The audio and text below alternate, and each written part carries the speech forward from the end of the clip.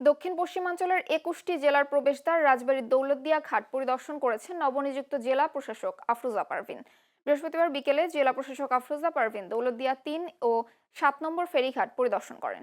এ সময় তিনি ঘাট এলাকার যাত্রী সেবা, যানবাহন চলাচল ও সার্বিক ব্যবস্থাপনা ঘুরে দেখেন এবং সেবার মান আরও উন্নত করতে সংশ্লিষ্টদের প্রয়োজনীয় দিক নির্দেশনা দেন। জেলা প্রশাসক জানান, দৌলতদিয়া ঘাটে যাত্রীদের নিরাপদ ও নির্বিঘ্ন যাতায়াত নিশ্চিত করতে প্রশাসনের তৎপরতা অব্যাহত থাকবে এবং ২৫শে মার্চ বাস দুর্ঘটনায় যারা আহত ও নিহত হয়েছেন সেই সমস্ত পরিবারদেরকেও সমবেদনা জানান। আমি দুটি ঘাট পরিদর্শন করলাম, ৩ নাম্বার এবং ৭ নাম্বার দুটি ঘাটই দেখলাম। ৭ নাম্বার ঘাটেও কিছু কাজ করার প্রয়োজন আছে, আর ৩ নাম্বার ঘাটেও আমি কিছু সাজেশন করলাম। আর ২৫শে মার্চ যে দুর্ঘটনা ঘটেছে এখানে নিহত এবং আহত তাদের প্রতি সমবেদনা জানাচ্ছি। আর একটি বিষয় হচ্ছে আমাদের যে আপনারা দেখছেন যে এখানে ঘাটের যে রেলিংটা এটা একটু নিচু, এটা যদি আর একটু উঁচু হয় এটা ভালো হবে।